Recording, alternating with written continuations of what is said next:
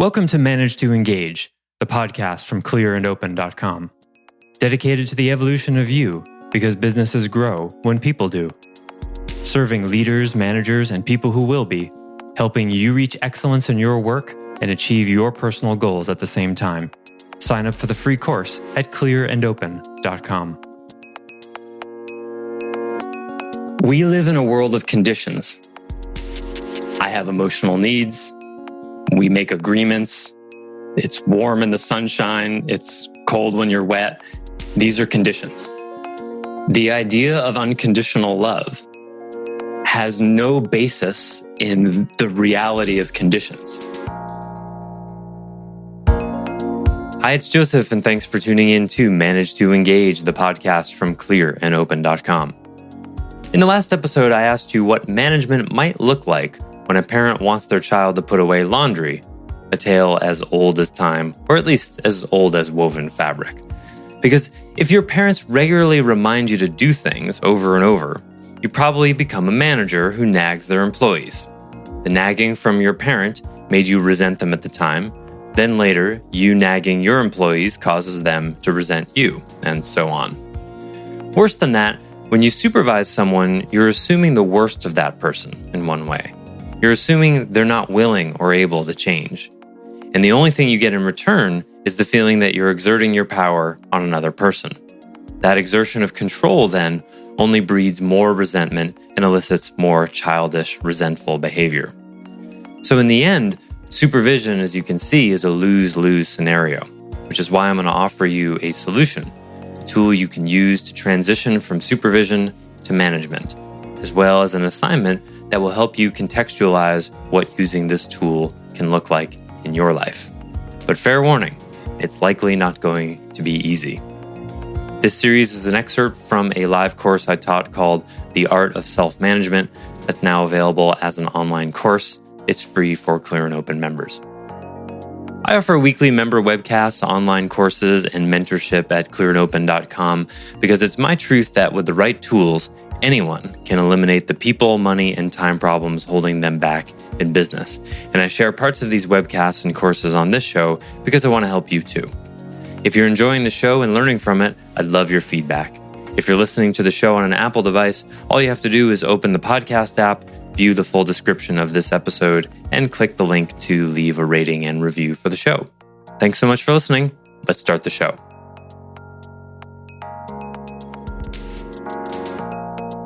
When we talk to our son, who happens to be 16 now, or our team members for that matter, I often want to start with the why.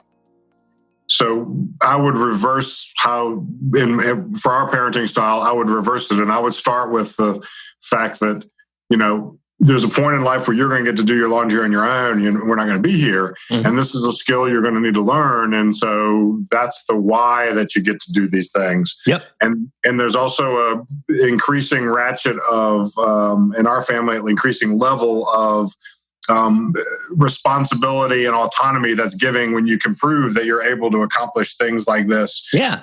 And directly relate that to them. Like, if you can't do this, then you're going to ask me next year to go to a party with your buddies, and how am I going to, how are we going to do that if we don't build this foundation of the understanding that we're going to agree it's going to get done, and it's going to get done the way we agree. Yeah. Well said. Yeah, if the way I presented it in that little role play, I put the self-interest too late in the conversation. It would be so, not that would have been terrible, but it would have been better for me to appeal to the self-interest early on.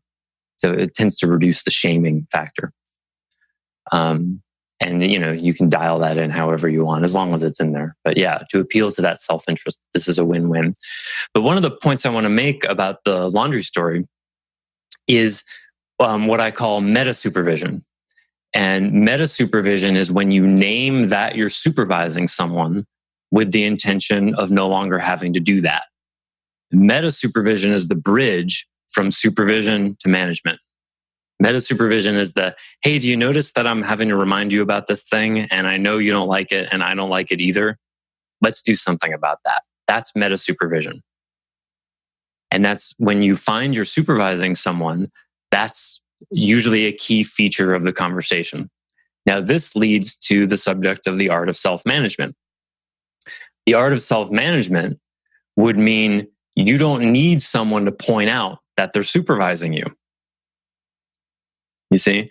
Because if you need someone if someone has a meta supervision conversation with you, it means you've been asleep at the wheel. If you're really self-managing and you hold personal responsibility and self-agency and self-reliance as values, and someone reminds you of something even once, then integrity would be a hand in the face moment where you go, oh man, I'm sorry you had to remind me. And then, like we were talking about with timeliness, you would search through everything that contributed to you needing to be reminded of that. Maybe it's a one-off thing. Maybe it's a pattern.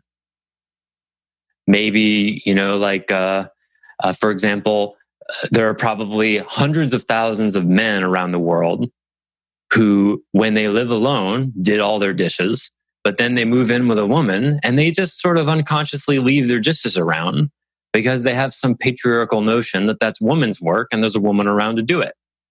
I would assert that's probably a fact, right?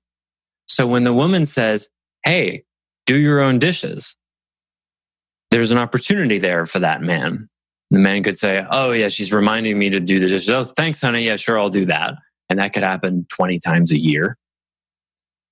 The meta supervision conversation would be for the woman to say, when you lived alone, did you just leave dishes around for weeks at a time? I'm confused because it seems like I'm doing some of your dishes almost every day. Why is that? That would be a meta supervision conversation. I don't want to have to remind you anymore of this. But even better would be for the man to say, my wife is reminding me about these dishes every once in a while. I wonder what's going on, and to investigate that. And that could lead to a relationship with women in general that could change the course of both of their lives. Because where there's one patriarchal idea of what's women's work, there's going to be a whole lot more, right? Those kinds of things change relationship dynamics. So these are the ways where apparently small content things are like strings you pull on sweaters that can make the whole thing unravel. As they say often in coaching, how you do anything is how you do everything. Sometimes, but it's usually worth looking. Yeah, Willie? Those conversations are tough too. So I think you're right that if you let it get to the point where you're having that conversation, you've kind of let it slip because we're realizing how difficult it is to step up and have that management conversation. So I'm thinking of an example in our own office where we were allowed to bring dogs in. And so one of our employees had a new puppy dog that he's very protective of. And so you know how puppies can be with older dogs can get annoyed and bark at them and stuff. Even if it's just a little bark, he was very protective. And so he had mentioned it a couple of times and it kind of slipped past me that he really was not appreciating like me bringing my dog in who's older. And he had this young puppy we kind of had to bring into the office because it's a puppy. We couldn't leave it at home. So Cam was like, I think you should talk to him about it. I think he's very frustrated by it. I'm picking up on it. I'm good at picking up on these signals. So I did talk to him about it and it was a great conversation. But I don't know if I hadn't talked about it, I don't think he ever would have brought it up basically. And I could have kept bringing it in and just and it would have gone over my head. So sometimes you really do have to step in and have the conversation. Yeah, thanks for sharing that. And you named something really important, and that is hard conversations are hard. And this is another reason why, probably the second reason why people prefer or in action choose supervision over management. Because nagging is relatively comfortable, even though we all say we don't like it. Saying, hey, don't forget about that, blah, blah, blah. It's really quick. You have the vocabulary for it. It's not really emotionally uncomfortable. There's an agreement in our society. Someone forgets something, you can remind them and they go, oh yeah, thanks. That's how it works, right? But to sit them down and say, you know what? I've noticed I've had to remind you about this a number of times, and I bet you that's annoying to you, isn't it? I'm not liking it either. That's way more difficult. Even just that component, right? That's emotionally awkward. That's confrontative. That's way different than the reminder. Way more uncomfortable. So now we have the immediate gratification comfort thing that is an issue, right? We have that as well because we avoid what's uncomfortable. So management is more difficult for a while until you get really, I think of it like white bread, white flour and white sugar. If you go off of it for a while, when you go back to it, it tastes disgusting. White sugar tastes hot and draining to me, and white flour is unnaturally chewy. But you won't experience that unless you take a long break from it. And then also when you feel what it does to you, it goes into like a shot of adrenaline and makes you kind of spun out and then you crash. But if you're constantly on sugar, you're not going to notice that. So I'm inviting you, like white sugar and white flour, to have a healthy disgust for supervision. When you have a healthy disgust for it and you go, ugh, I just don't want to remind this person anymore, that will help you to be willing to have the uncomfortable management conversation. So I defined supervision before. It would be rigorous of me to define management. There's different ways to define it. I'll say a few things about it, but I wrote in one article, supporting people to grow and learn in ways they don't already know. Supporting people to grow and learn in ways they don't already know, whereas supervision is supporting them in ways they already know. Hey, don't forget that thing I told you about. Oh yeah, thanks. I'm going through an experiment with a lifelong friend of mine right now. So we've been friends from age 15 and we're competitive. We play basketball together and we've been working out together for 6 months. And when I say working out together for 6 months, he shows up roughly 40% of the time for the agreed upon time. So it's improved to almost 60%, maybe like coin flip, he'll show. And I used to nag him about it. And then I got kind of, pithy. I would like text him my workout, like, hey, here are my reps for the day. All supervision. Very good. Yeah. And then about 3 months ago, I'm like, I'm just not going to say anything for a while and see what happens. So the same thing would happen and he would apologize. And I'd be like, oh, yeah. And he's like, well, were you here? I'm like, yep, I was here. And then I would perform better than him because he is missing workouts. Sure. And he's naturally strong. He's taller than me. He's stronger. He's naturally more gifted than I am. And he noticed, he's like, man, you're doing really well. And I was like, well, thanks for noticing. Yeah. So yeah, I'm going to be here on Friday. I'm like, oh, okay. And then he wouldn't show up on Friday. And then I would outlift him again on Monday. So this was about 2 weeks ago. I was like, hey, Sean, you're naturally much stronger and more athletic than I am. It's kind of weird. Isn't it odd that I'm outlifting you lately? What do you think? What do you think's up with that? And he's like, I could show up and lift. So I'm like, yeah, that could be an option. Like, if you go to the gym, you tend to get stronger. Yeah, how about that? And, and he's still roughly in the 60 percentile, but I'm optimistic that from a long-term standpoint, he'll be more engaged. Like, it might take a while. This is a lifelong pattern. Okay. Yeah. And now I'm glad you brought this up because you're talking about a peer relationship, in which case you're doing what I would call notices and nudges, which are from in the accountability path, first 2 stages of accountability. And this is an important distinction. I've been so far talking about accountability on an authority gradient, mother, son, manager, employee. It's not appropriate usually for a peer to hold another peer accountable in the way I've been talking about. It's way more appropriate to use as notices and nudges like, hey, this is what I did. And do you notice I'm stronger than you, even though you're naturally probably stronger than I am? Those are great techniques to try to wake someone up in a peer relate, because you don't have the agreement of the relationship. You don't have jurisdiction, you would say, to have that type of conversation with them. But sometimes you do deal with a friend who crosses a certain line, like dates your ex-wife, 3 weeks after your divorce is final, which happened to me once. Sometimes you might elevate it to that kind of thing, but it's a different. You have to feel your way through that. Yeah, so would you ever get to the talk? Oh well, the format I'm using right now, because I know there's been different versions of it. The notice, the nudge, the conversation, the carefrontation, and the line. Okay. So would you get to the conversation? With friends? Why would you go with a peer? You wouldn't do the carefrontation, would you? Oh no, I've fired friends. I'll go all the way. I mean, it just depends. It's like the way you do it is differently. But what you're saying in a friend accountability with a peer is with an employee. You're saying the job isn't getting its needs met. With a peer, you're saying I'm not getting my needs met. So I have directly confronted. I mean, in that case, I drew a line and said, I tried here, but I can't be friends with you while you're dating my ex-wife. It just doesn't work for me. That's a line. Most people would argue a reasonable one. And mostly now I don't let it get to that point where I need to. I just, if I see someone is incapable of keeping their word, I look for that kind of stuff early on, and I don't develop a friendship with them because I eliminate them, beforehand.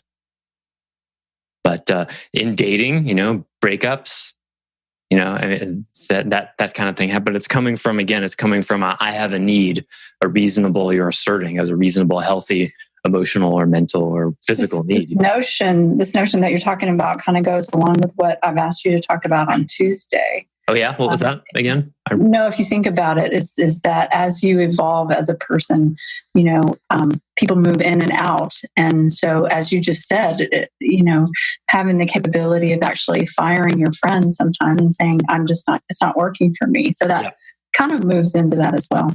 Pretty interesting. I never thought about it that way. Yeah, and at the risk of dropping a bomb in very short amount of minutes here. Where this challenges most people runs right into the conscious or unconscious notion of unconditional love, which is a very popular idea. And that's the idea that when you're in relationship with someone and you love them, that, it should be unconditional. And this is one of the most, can I treat this in 6 minutes? You cannot. That was assertive. So you call bullshit on this, I can tell. On this, yeah. Let me say it this way. Listen carefully. This is going to be an hour's worth of metaphysics in 5 minutes. Cool. We live in a world of conditions. I have emotional needs. We make agreements. It's warm in the sunshine. It's cold when you're wet. These are conditions. The idea of unconditional love has no basis in the reality of conditions. Where it comes from, because if you think for a moment, I want to be loved no matter what. Okay, well, what if you became a serial killer? Do you expect your spouse to stay with you then? But accept me for the way I am, right? Boom, gone, right? So I've destroyed that idea. It's really easy. Now, you may still love that serial killer, but you're not going to spend time with him anymore, are you? Right? Because you've lost some respect. There may be some part of you that's loves who they used to be or can find the kernel of them that's still there. But a person can do any number of things that will end your desire to want to spend time with them, that will end the transactability of the love that you have for them. Right? This is easy to argue. It's so obvious, I don't know why people don't see it. So where then does the desire for unconditional love come from? Well, your parents are supposed to unconditionally love you. That's what a parent is supposed to do.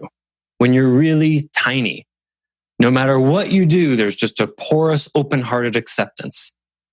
But when we don't get that to some degree, even if it's small, that reasonable, healthy, dependent need as a child becomes as an adult an unhealthy, codependent need. That's what happens. Confused further by a concept that I would call universal love. And that is that in one frequency of reality, we are all one. We are all connected. We are all brothers and sisters. And we all have this kind of urge to merge, this desire to be connected in that way. So we have two hungers. One for the unconditional acceptance we didn't get as a kid, to whatever degree that was. And that's a emotional, personal one.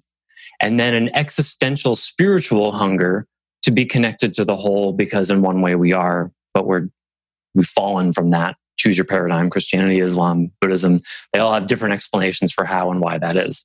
Hinduism, Christianity, whatever. They all have an explanation for that. Even biologically, our molecules are intermingled with everything else, right? Even science could say we're connected.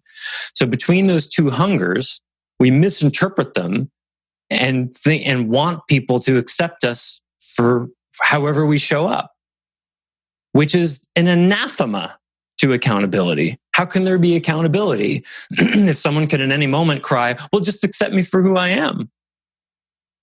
I do accept you for who you're being, but you don't get to keep the job. You don't get to stay my husband or wife. There are consequences. We live in a world of cause and effect, conditions. Is there a realm of reality that is accessible by human beings where everything is perfect exactly as is? Yes, there is. I can even show you how to access it if you'd like. It's real. So is this one. They're both real. But modern spiritualists want to cast out the realm of duality and say, oh, well, this is just all illusion. And that other place where all is one and everything is perfect, that's where I want to live. Well, guess what? You just made a duality, because now the oneness place is better than here and they're separate. I thought everything was one. Doesn't that include this? Yeah, exactly. Mature spirituality accepts that there's a realm of conditions where cause and effect happens, and it's okay to not accept a behavior. And there's a realm in which everything is perfect and going according to plan. For example, Donald Trump is not qualified to be president. And it's perfect that he's president. Both are true. Now, how do you work that out? Take your time with it. Right? We don't know what's going to happen. He may be setting up the country for a president who's more progressive than we've ever seen. He may, by driving the country into the ground, wake up all of his supporters to a more objective reality. Who knows? He may cause an economic collapse that, undoes the bailouts and creates financial reform. Who knows? Who knows? How do we know he should be president? Because he is. How do we know it should be raining? Because it is, right? And in another way, you could make a very compelling case that he shouldn't be president. And both are true. Now, that's an and that most people can't live with, that both are true. It's a kind of paradox. Your assignment is, maybe some of you already thought of this, make a list of all the ways in which you're being supervised in your life. In your work and your life, where do you not have total self-reliance, total agency, total management of yourself? Where are you leaning on someone else? Because until you completely handle that, you're going to not see where you're supervising other people.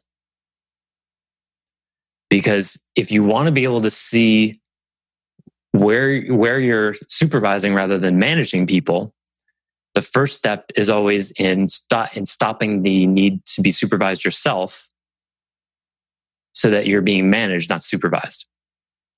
Where do people remind you of stuff? Where are you dropping balls? Where are you still sometimes late? Where are you not holding some of your responsibilities? And if you have a manager or a coach, awesome, or even a friend, ask them, where do you feel like I'm dropping balls? Where do you feel like I don't fully own our relationship, my responsibilities in this business, whatever? Tell me, I want to know. Where do you feel like, and if you have a manager, you could frame it more like, where can you not relax about the pieces of the job that I have? Because chances are that's on their mind, and being a human being, they're avoiding having that conversation with you. So if you start it, imagine if your employee came to you and said, boss, will you tell me where you're having to supervise me and remind me of stuff? Because I don't want to do that anymore. Wouldn't that instantly raise your respect of them? So why not do it? So when I sent that question out, those lists of questions on the second out to everyone about questions I wish people would ask me, you probably could imagine that I'm looking very carefully to see who will actually ask me them. Surprisingly, it hasn't been everyone. All right, any last questions? So a spouse would be a good person to ask that question to. Mm-hmm. Do you think it would be more productive to think about what she might answer first and then ask her after I've done some thought? Beautifully said. Even more responsible. Yeah. That's a really cool thing to do in couples in general, is to have a bunch of questions about what you think the person would say, and then you answer them first, like in writing, and then see what they say. There's some couples therapy type modalities that use that kind of technique. Yeah, that's fruitful. Very brave thing to do, Peter.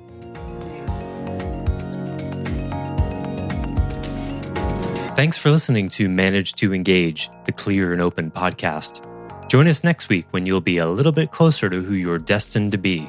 Until then, know that Clear and Open is dedicated to the evolution of you, because businesses grow when people do.